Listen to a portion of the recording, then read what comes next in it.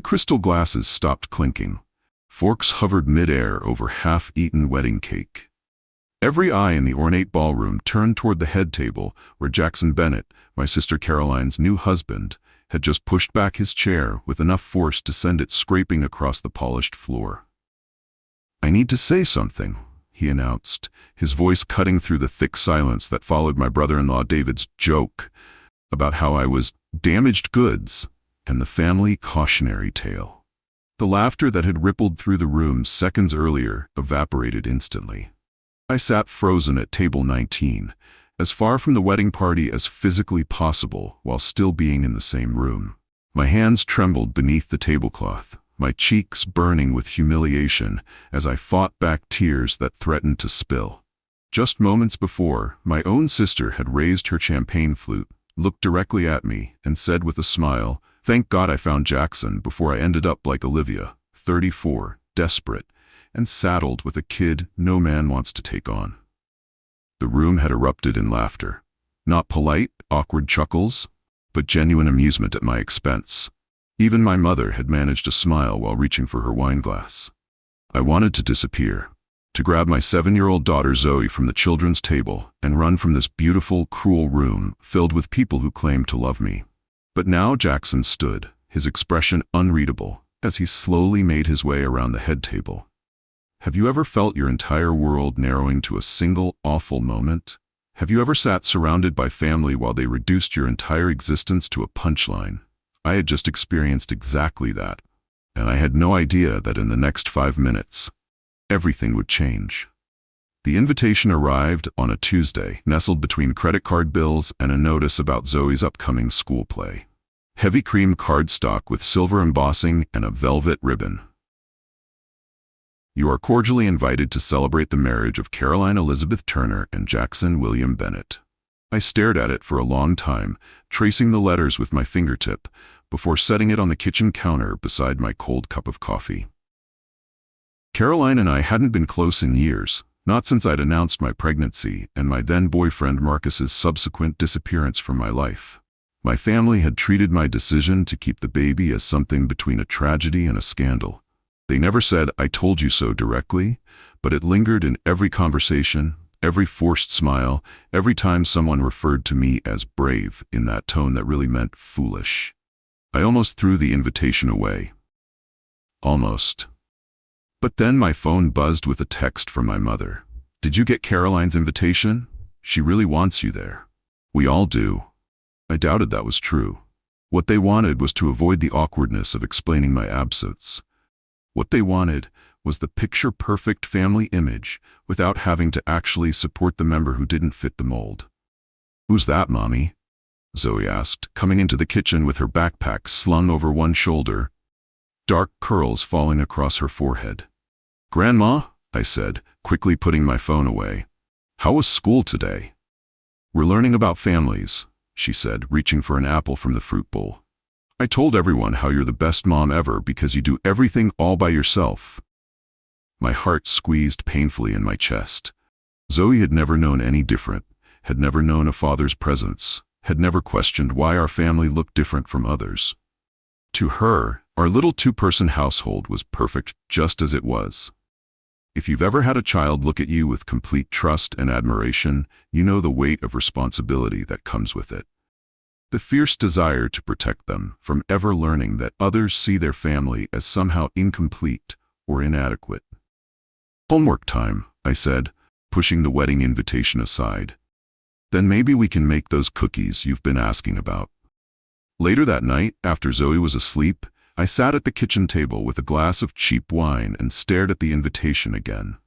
I should go, not for Caroline or my mother or anyone else who thought my life was something to be pitied. I should go for Zoe, so she could wear a pretty dress and dance with her cousins and never suspect that her mother wasn't welcome everywhere family gathered. I RSVP'd with a +1. My daughter. Does anyone else understand what it's like to prepare for an event where you know you'll be judged? To select an outfit not just for style, but as armor? "The blue one," said Maggie, my best friend and neighbor, as I held up dress options a week before the wedding. "It brings out your eyes and makes your waist look tiny." "It's 4 years old," I said, frowning at the navy sheath dress I'd worn to my cousin's wedding, back when my family still invited me to sit at the main table. "It's classic," Maggie countered, sipping her coffee at my kitchen table. "And you look amazing in it. Make them all eat their hearts out." Maggie had been my rock since the day I moved into the apartment next to hers. Visibly pregnant and clearly alone. She'd shown up with a houseplant and takeout, saying, "I heard someone new was moving in. I'm terrible at meatloaf but great at Thai food." We'd been inseparable ever since. Unlike my family, Maggie never once made me feel like my life was a mistake. She babysat Zoe when I picked up extra nursing shifts. She celebrated every milestone with us. Zoe's first steps, first words, first day of school. She called us her chosen family, and I felt the same way about her. "I just don't want to give them anything to talk about," I said, hanging the blue dress back in my closet. Maggie's expression softened. "Liv, honey, they're going to talk no matter what you wear. People like that always do. The question is whether you're going to let it matter." I sighed, sinking onto the edge of my bed. It's been 7 years. You'd think they'd be over it by now. "Some people need others to feel bad about themselves so they can feel good about their own choices," Maggie said, joining me on the bed. "It's not about you, it's about them." "Mommy?" Zoe appeared in the doorway, clutching the chapter book we'd been reading together. "Can we finish this tonight? I want to know if Charlotte saves Wilbur." I smiled, patting the bed beside me. "Of course, baby. Charlotte's very smart, you know. She understands that being different doesn't mean being less." Maggie caught my eye over Zoe's head and mouthed, "Just like her mom." The week before the wedding passed in a blur of work shifts, school pickups, and last-minute preparations. I splurged on having Zoe's flower girl dress professionally pressed. I found a pair of silver shoes on clearance that matched the vintage clutch Maggie lent me. I practiced my smile in the mirror, the one that said, "I'm fine, really, everything's fine," even when it wasn't. The night before the wedding, Zoe crawled into my bed around midnight, her stuffed rabbit tucked under one arm. "Nervous about tomorrow?" I asked, pulling her close. She nodded against my shoulder. "What if I trip and ruin everything?" "First of all, you won't," I said, smoothing her hair. "But even if you did, it wouldn't ruin anything important. Weddings aren't about perfect walks down aisles. They're about love." "Like how you love me even when I spill juice on the couch?" she asked. I laughed softly. "Exactly like that. Unconditional love means we accept each other completely, mistakes and all." "I wish Daddy had loved us like that," she whispered, so quietly I almost missed it. My heart stopped. We'd had conversations about Marcus before. Age-appropriate explanations about how sometimes adults make choices that have nothing to do with the children involved. But she'd never expressed it quite like this, with such clear understanding of what we'd lost. "Oh, Zoe," I said, turning to face her in the darkness. "That was his failure, not ours. Never ours. Some people aren't ready to love that deeply." "But you were ready," she said. "You loved me enough for 2 people." I pulled her close, blinking back tears. "Loving you is the easiest, most natural thing I've ever done." She fell asleep in my arms, but I stayed awake long after, thinking about the family we'd face tomorrow, about the judgments they'd made without ever asking what it felt like to choose motherhood over everything else, about the strength it took to build a life on your own terms. The ceremony was beautiful, I'll give Caroline that. Cherry blossoms and string quartets, handwritten vows, and happy tears. I sat in the back row of the church, Zoe fidgeting beside me in her flower girl dress, having already completed her role of scattering rose petals down the aisle. "Aunt Caroline looks like a princess," Zoe whispered as my sister recited her vows. "She does," I agreed, though what I didn't say was that Caroline had always been the princess of our family, the golden child who did everything right, who followed the path our parents laid out for her, who never disappointed anyone. I watched Jackson, tall, successful, kind-eyed Jackson, slide a platinum band onto Caroline's finger. I'd only met him twice before, at family events where we'd exchanged pleasantries, but nothing substantial. He seemed nice enough, if a bit reserved. Caroline had met him through work, both high-powered attorneys at the same prestigious firm. Their relationship had progressed with the same efficiency that characterized everything else in Caroline's life. Dating by month 3, engaged by month 10, married just shy of their 2-year anniversary. When they were pronounced husband and wife, I clapped and smiled along with everyone else. And if there was a small, hollow ache in my chest, well, that was my business. "Time for cake," Zoe exclaimed as we exited the church, already thinking ahead to the reception. "First pictures," I reminded her, though I wasn't sure if we'd be included. Caroline had sent a detailed itinerary that mentioned immediate family photos without specifying who counted as immediate family these days. As it turned out, we were included, sort of. The photographer positioned us at the edge of group shots, my mother subtly adjusting her stance to create distance between us. Caroline barely looked at me, too consumed with her perfect day to bother with awkward family dynamics. "Smile," the photographer called, and we did. A family united in image, if not in truth. Have you noticed how photos often lie? How they capture the arrangement of bodies but not the tension between them? How years later, people might look at these wedding photos and imagine we were all just as happy as we appeared? The reception venue was exactly what I'd expected. An upscale hotel ballroom transformed into a glittering wonderland of white roses, crystal chandeliers, and champagne fountains. The kind of place where every detail whispered expensive without being gauche enough to shout it. Our table assignment confirmed what I already knew. We were an afterthought. Table 19, in the far corner, with my twice-divorced uncle, a couple of Caroline's colleagues I'd never met, and an elderly great-aunt who was already nodding off beside her barely touched salmon. "It's pretty," Zoe said loyally as we found our seats, her eyes wide as she took in the elaborate centerpieces and the dance floor already filling with well-dressed guests. "It is," I agreed. "Why don't you go check out the kids' table? I think I saw some of your cousins over there." She hesitated, glancing at me with a concern no 7-year-old should have to feel for their parent. "Will you be okay by yourself?"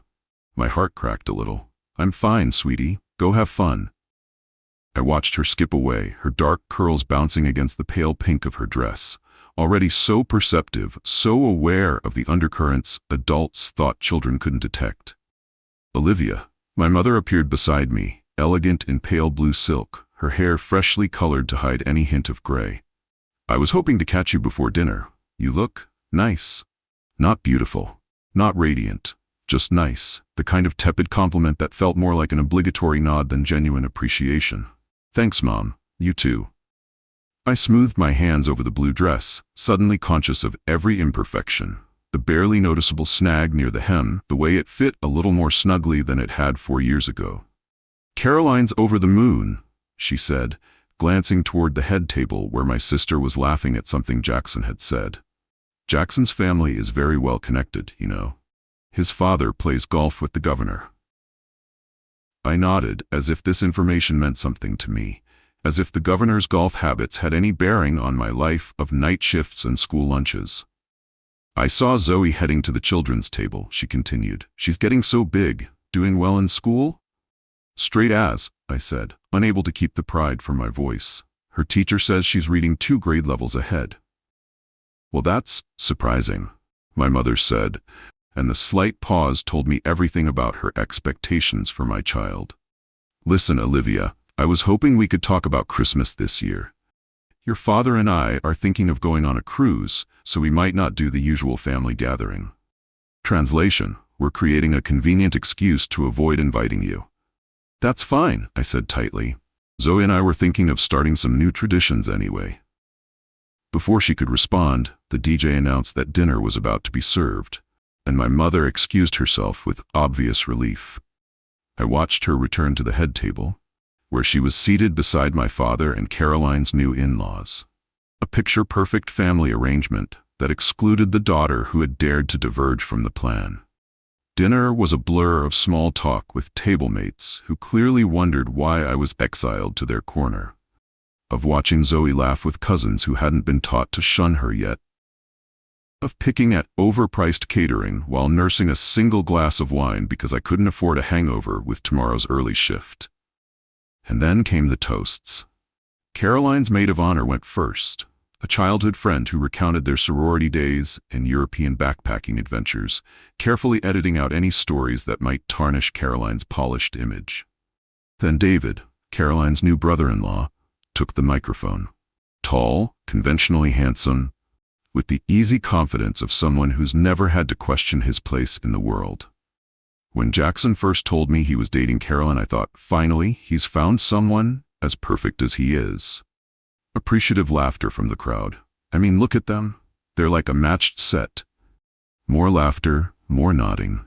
But seriously, what Jackson and Caroline have is what we all want. Two successful, beautiful people who found each other at exactly the right time in their lives. His gaze swept the room, landing directly on me for a fraction too long. No baggage, no mistakes, just pure potential. I stared at my water glass, willing my face to remain neutral, even as I felt the weight of several glances in my direction. To Jackson and Caroline, David continued, raising his glass. May your life together be as perfect as you both deserve. The room echoed the toast, glasses raising in unison. I lifted mine mechanically, taking the smallest sip possible. Next was Jackson's best man, then Caroline's father, each speech more effusive than the last. My father, never comfortable with public speaking, kept his toast brief, but managed to mention how proud he was that Caroline had done everything right. When Caroline herself stood up, champagne flute in hand, I braced myself. My sister had never been deliberately cruel. She preferred the death by 1,000 cuts approach, small digs and backhanded compliments that left no visible wounds but bled you dry all the same. I want to thank everyone for sharing this special day with us, she began, radiant in her designer gown, her makeup still flawless after hours of festivities. Jackson and I are so blessed to have found each other and to be starting our lives together with such support. She paused, scanning the room with practiced poise. I especially want to thank my family for showing me what a strong marriage looks like. Mom and Dad, you've set the bar high, with 35 years of marriage and counting. Our parents beamed at her, my mother discreetly wiping away a tear. Growing up, I always knew exactly what I wanted.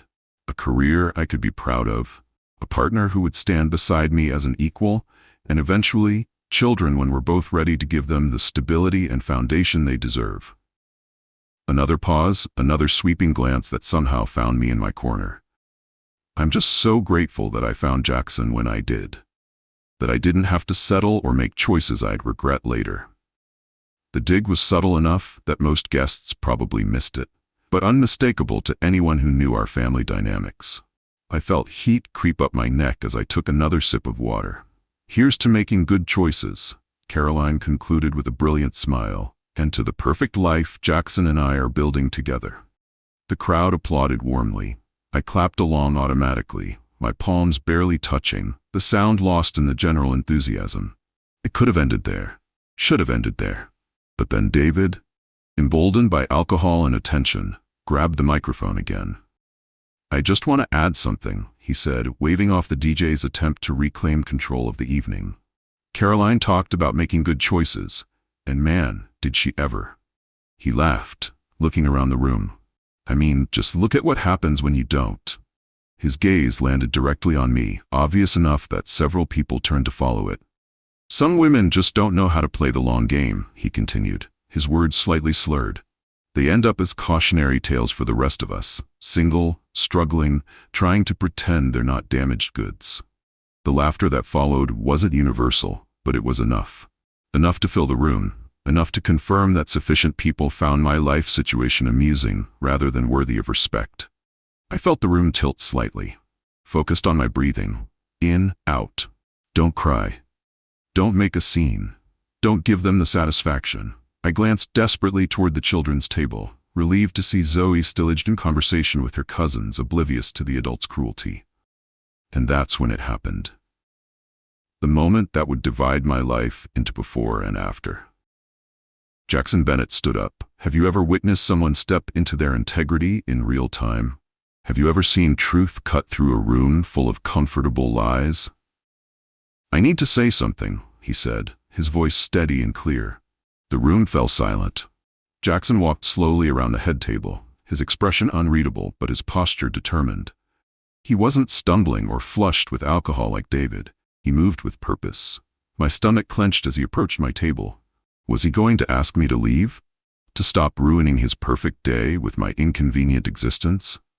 Instead, he stopped a respectful distance away, turned to face the room, and took a deep breath.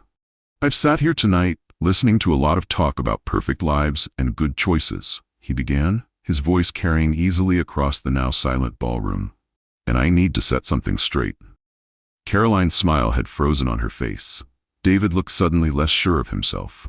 My parents exchanged worried glances. 6 years ago, I was in a car accident," Jackson continued. "A bad one. I was driving home from work, and a truck ran a red light, T-boned my car on the driver's side. I blinked in surprise. I'd never heard this story. From the expressions around the room, many others hadn't either. I spent 8 weeks in the hospital. Broken ribs, punctured lung, shattered femur. The doctors weren't sure I'd walk normally again." He paused, looking around the room. "I was a first-year associate at my firm. No real savings, enormous student debt, and medical bills piling up. Insurance fought me on covering physical therapy. I was alone in a city where I knew almost no one, unable to work, unable to even get to the bathroom without help." The silence in the room deepened. This wasn't the glossy, perfect narrative they'd been celebrating all day. "I was assigned a nurse during my 3rd week at Memorial Hospital," Jackson continued. "Someone who didn't just check my vitals and change my IV, someone who actually saw me as a person, who talked to me like I was more than just a broken body in a bed." His eyes found mine, and suddenly I knew where this was going. The air left my lungs. Olivia Turner was that nurse. Every head in the room turned toward me. I felt the heat of dozens of stares, but couldn't look away from Jackson. Olivia worked the overnight shift, sometimes pulling doubles because they were short-staffed. She had a 6-year-old daughter at home. She was exhausted, overworked, and dealing with her own struggles. But every night, she showed up for her patients with kindness and dignity. I remembered him now. Room 412, the young lawyer with the extensive orthopedic hardware and the quiet determination. One of dozens of patients I'd cared for that year. Memorable, mainly for his patience during painful procedures and his polite interactions with staff. When I mentioned I was worried about losing my apartment because I couldn't work, Olivia connected me with resources I didn't know existed. When I was struggling with depression during my recovery, she was the one who noticed and made sure I got help. When I confided that I hadn't told my family about the accident because I didn't want to worry them, she sat with me while I finally made that difficult call. Jackson turned to face David directly. "So when you stand there and mock Olivia for being single, for raising her daughter alone, for not living a perfect life, you're not just being cruel, you're displaying your own ignorance about what strength and character actually look like." David's face had gone from smug to stunned. Caroline was gripping the edge of the table, her knuckles white. "Olivia works harder than anyone I know," Jackson continued. "She saves lives daily. She raises an incredible daughter. She shows up for people. Not just patients, but friends, family, strangers, with a generosity that most of us can't comprehend." He turned to address the entire room again. "The truth is, there are many ways to live a good life, many ways to demonstrate character and worth. And from where I'm standing, Olivia Turner has more integrity in her little finger than most people have in their entire bodies." The silence that followed was absolute.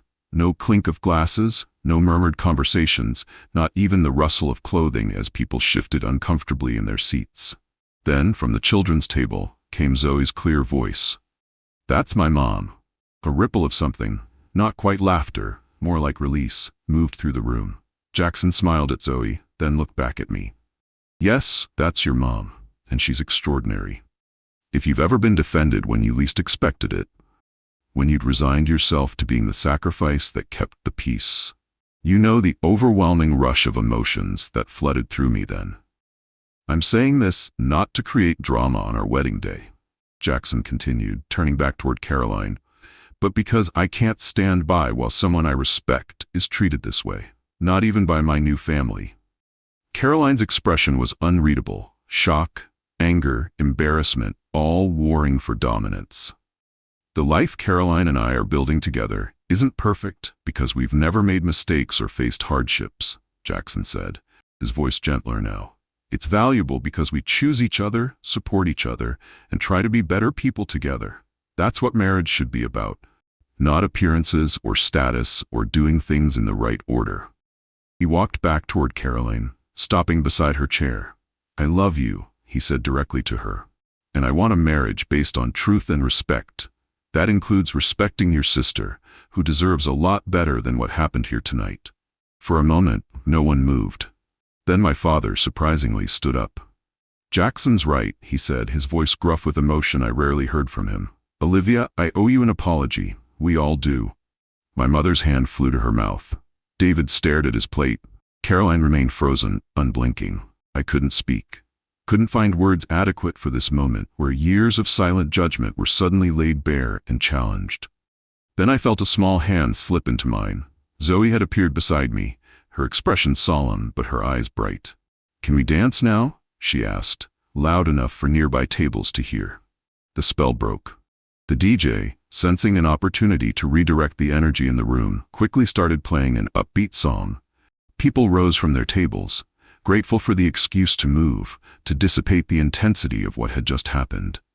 I stood up, still holding Zoe's hand. "Yes," I said, finding my voice at last. "We can definitely dance now." We danced for 3 songs straight, Zoe and I, twirling and laughing on a floor that gradually filled with other guests. The tension in the room slowly dissolved, replaced by the universal language of celebration that weddings are supposed to embody. Eventually, Zoe ran off to rejoin her cousins, and I made my way to the bar for some water. As I waited, I felt a presence beside me. "I meant every word," Jackson said quietly. I turned to face him, finally finding my voice. "I barely remember you as a patient. There were so many." He smiled. "I know, that's what makes it even more remarkable. You changed my life almost incidentally, just by being who you are." "Thank you," I said simply. "Not just for what you said, but for saying it publicly. You didn't have to do that." "Actually, I did," he replied. "I wouldn't be able to respect myself if I hadn't." I glanced toward the head table where Caroline sat in conversation with our mother. "Your wife might not agree." "Caroline's complicated," he said, following my gaze. "She's not as confident as she seems. She measures herself against impossible standards, and when she feels insecure, she can be—" "A complete jerk?" I suggested with a small smile. He laughed. "I was going to say defensive, but your description works too." His expression turned serious again. "She's not a bad person, Olivia. Just a flawed one, like all of us." "I know," I said, and was surprised to realize I meant it. "We all have our demons. Some of us just handle them with more grace than others," he replied. "Like you." Before I could respond, Caroline appeared at his side, her expression carefully neutral. "May I borrow my husband?" she asked, the politeness brittle in her voice. "Of course," I said. Jackson squeezed my arm gently before letting Caroline lead him away. I watched them go, saw them pause at the edge of the dance floor for an intense but brief conversation. I couldn't hear their words, but their body language spoke volumes. Tension, disagreement, then something that looked like reluctant acceptance. A few minutes later, Caroline approached me alone. "Could we talk?" she asked, gesturing toward the terrace doors. "Outside?" I nodded, following her through the French doors into the cool evening air. The terrace was lit with strings of delicate fairy lights, the spring night fragrant with flowering vines. Caroline leaned against the stone balustrade, careful not to wrinkle her gown. "Jackson shouldn't have done that," she said finally. "It was inappropriate." I tensed, preparing for another battle. Standing up against cruelty is never inappropriate. "It's our wedding day," she countered. "He embarrassed David. He embarrassed me." "David embarrassed himself," I replied evenly. "And if you're embarrassed by someone defending basic human dignity, that says more about you than it does about Jackson." She flinched slightly. We stood in silence for a long moment, the muffled sounds of the reception filtering through the closed doors. "I don't think your life is a failure," she said eventually, her voice softer. "I never said that." "You implied it," I replied. "You've been implying it for 7 years." "I was scared," she admitted, so quietly I almost missed it. "Of what?" "Of ending up alone, of making the wrong choices, of not being perfect." She turned to look at me directly. "You've always been the brave one, Olivia. Even when we were kids. You climbed the highest trees. You spoke up in class. You stood up to Dad when he was being unreasonable." I blinked in surprise. This wasn't at all what I'd expected her to say. When you got pregnant and decided to keep the baby on your own, I was terrified for you, she continued. But also, a little in awe. You chose the harder path because it was right for you, not because it was what everyone expected. You've never said any of this before, I said cautiously. Because saying it would mean admitting that I'm not as sure of myself as I pretend to be, she sighed, looking out over the darkened gardens. It's easier to act like your life is a mistake than to acknowledge that it takes courage I'm not sure I have. The admission hung in the air between us, fragile and unexpected. I don't know what to say, I told her honestly. You don't have to say anything. She straightened up, smoothing her dress. I'm not asking for forgiveness, I'm just trying to explain. Fear doesn't justify cruelty, Caroline. I know. She met my gaze directly. I'm not proud of how I've treated you, or how I've let others treat you. Another pause. Zoe is an amazing kid. You've done an incredible job with her. It wasn't an apology, not exactly, but it was more acknowledgement than I'd received from her in years. Thank you, I said simply. Caroline nodded once, then moved toward the doors. Before opening them, she turned back. Jackson's a good man, she said. Better than I deserve, maybe. Then become the person who does deserve him, I replied. A small smile flickered across her face. Maybe that's what I'm trying to do. She slipped back inside, leaving me alone with the night air and a conversation I never thought we'd have. The rest of the evening passed with a strange new equilibrium. David avoided me entirely, retreating to the bar and then disappearing before the cake cutting. My mother approached tentatively, hovering beside me as I watched Zoe dance with her cousins. I should have said something, she said finally. Earlier when David was speaking, I should have stopped it. I didn't make it easy for her. Yes, you should have. She flinched but nodded. You're right, I've been cowardly, worried about appearances. It's no excuse. I turned to look at her, this woman who had raised me but never quite seemed to see me once I deviated from her expectations. Why? I asked simply. Why has it been so important to pretend my life is a tragedy? She looked startled by the directness of the question. I never thought it was a tragedy, she protested. You treated it like one, I countered. Every conversation, every family gathering, every time you introduced me to someone new, always that undertone of poor Olivia, she had such potential. My mother's eyes filled with tears. I just wanted things to be easier for you. I wanted you to have the support I had when raising you and Caroline. So you withdrew your support because I didn't have a husband? How does that make sense, Mom? She had no answer for that. We stood in silence, watching the dancers. I'm proud of you, she said finally. I've never said it, but I am. You're an incredible mother, a dedicated nurse, a good person. I should have told you that a long time ago. The words were like water on parched earth, desperately needed, but almost too late to save what had withered. It's not too late to start, I said, not looking at her. She reached for my hand hesitantly. I let her take it. I'd like to take Zoe for the day next weekend, she offered. Maybe go to that science museum she's been talking about, if that's okay with you. It was a small thing, asking permission instead of assuming, acknowledging my role as Zoe's mother and primary decision-maker, but it felt significant. She'd like that, I said. She's been wanting to see the new dinosaur exhibit. My mother nodded, a tentative smile forming. I'll brush up on my paleontology then. It wasn't forgiveness, not yet, but it was a beginning. We left shortly after midnight, Zoe half asleep against my shoulder as I carried her to the cab waiting outside. The wedding was still going strong, but I had an early shift and my daughter needed her bed. Did you have fun? I asked as we pulled away from the glittering venue. Zoe nodded sleepily. Aunt Caroline looked like a princess, and I liked dancing with Grandpa.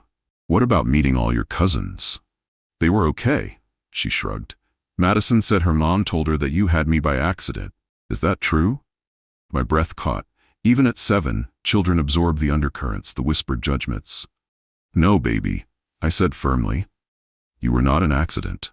You were a surprise, but never, ever an accident. She considered this, her eyes heavy with sleep. What's the difference? An accident is something you wish hadn't happened, I explained carefully. A surprise is something unexpected that turns out to be exactly what you needed. She smiled, nestling closer. Like when we thought we were getting a goldfish, but the pet store lady gave us a betta instead, and he was prettier? I laughed softly. Something like that, but a million times better. Have you ever found the perfect words to turn someone's potential wound a source of strength? To reframe a story so it empowers rather than diminishes? By the time we reached our apartment, Zoe was fast asleep. I carried her inside, carefully removed her flower girl dress, and tucked her into bed without waking her. Then I sat on the edge of my own bed, still in my blue dress, and let the events of the evening wash over me. Jackson's unexpected defense, Caroline's reluctant confession, my mother's tentative olive branch. It was more acknowledgement and validation than I'd received from my family in 7 years. And yet, I realized with quiet certainty I no longer needed it the way I once had. Somewhere along the way, between midnight feedings and first steps, between nurses training and promotion to charge nurse, between making rent on my own and creating holiday traditions that belonged just to Zoe and me, I had stopped measuring my worth by my family's approval. I had built a life that didn't require their validation to be meaningful. That didn't make Jackson's words any less powerful, or my family's potential evolution any less welcome. But it meant that my happiness no longer depended on them seeing my value. I already knew my own value, had known it long before tonight. 3 weeks after the wedding, I was folding laundry when my phone buzzed with a text from an unknown number. It's Jackson. Got your number from Caroline. Hope that's okay. I stared at the screen, surprised. I hadn't seen or spoken to my sister or her new husband since the wedding. It's fine. Everything okay? The typing indicator appeared, disappeared, then reappeared. Caroline and I are seeing a counselor. Working on some things. She wanted me to tell you she's sorry, but couldn't say it herself yet. Baby steps. I sat down on the edge of my bed, the basket of unfolded towels forgotten beside me. That's good to hear. For both of you. Another pause before his response came through. There's something else.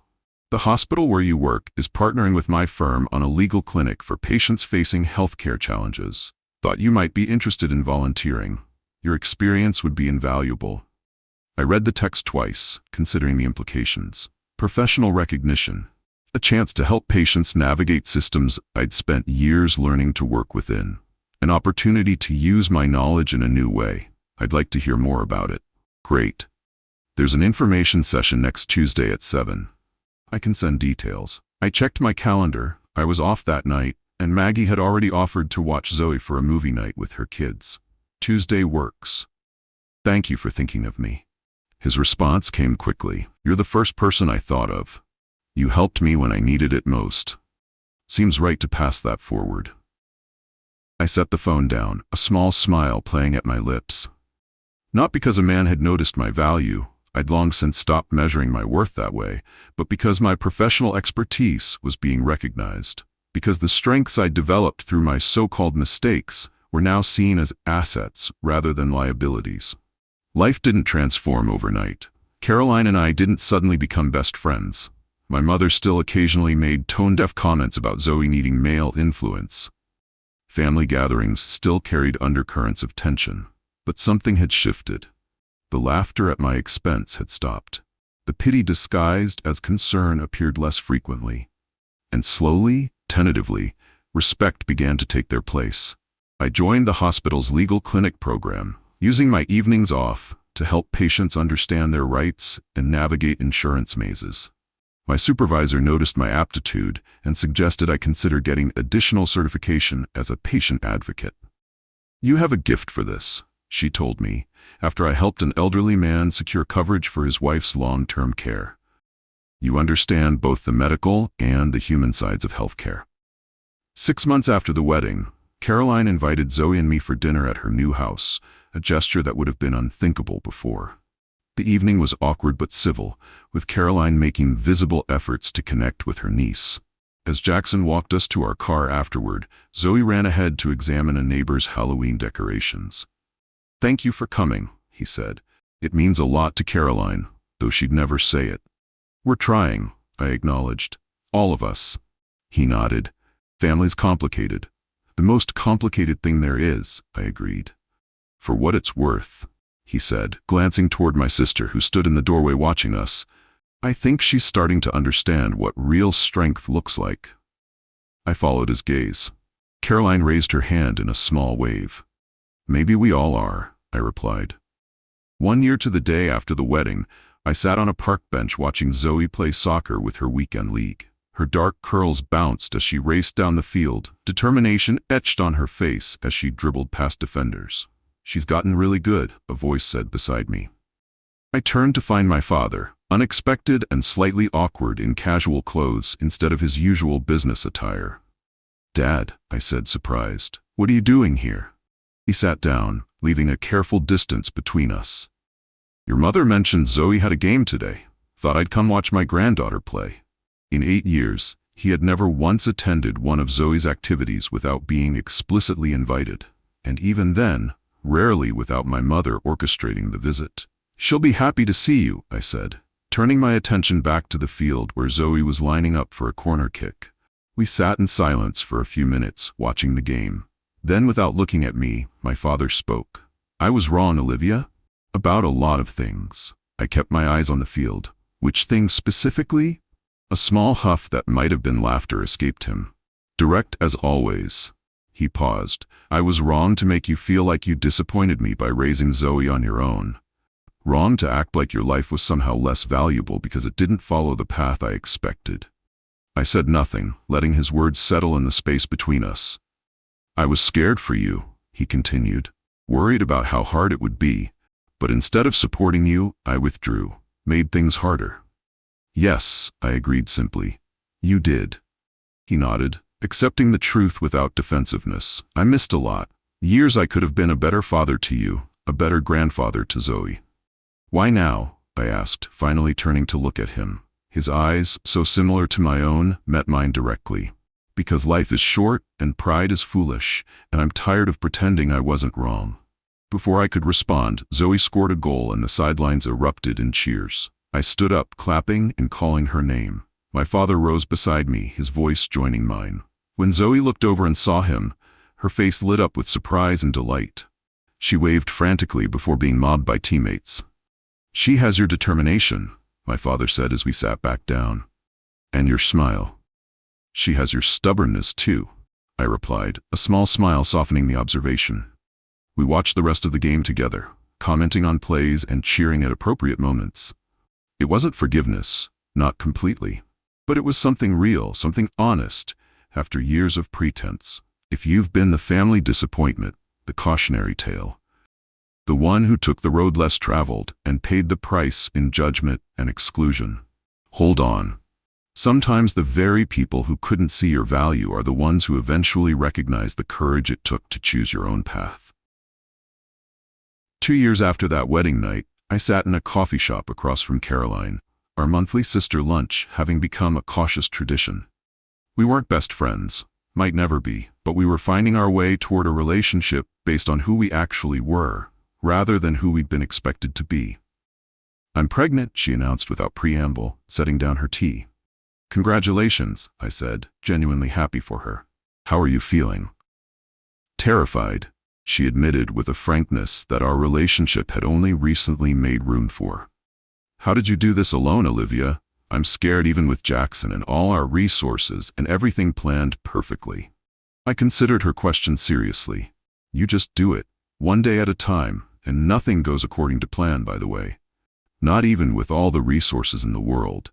She nodded, stirring her tea absently. I've been thinking a lot about how I treated you when you were pregnant with Zoe. After she was born, she looked up at me. I'm ashamed of it now. You should be, I said, but without heat. It was cruel, I know. She didn't try to defend herself or minimize it. Another change. I want to do better, be better, for my child, for Zoe, for us. I reached across the table and took her hand. Then do better. That's all any of us can do. She squeezed my fingers. Will you help me? When the baby comes, I don't mean with babysitting, though that too, but with the real stuff, the middle of the night terrors and the am I ruining this human being questions. I laughed softly. Those never stop, just so you know. Zoe's 9 and I still wake up wondering if I'm doing it right. But you are, Caroline said with unexpected fierceness. Doing it right. She's amazing, Olivia. Smart and kind and confident. You did that. The compliment, offered without qualification or caveat, settled somewhere deep inside me. Not because I needed my sister's approval, but because it acknowledged a truth I'd known but seldom heard reflected back. I was a good mother. Not a perfect one, not an ideal one, but a good one who had raised a child to be proud of.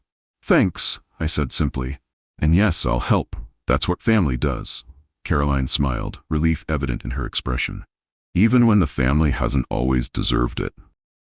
"Especially then," I replied, "because we're all learning as we go. If you've walked a difficult path alone, remember this. Your journey doesn't just strengthen you, it qualifies you to guide others.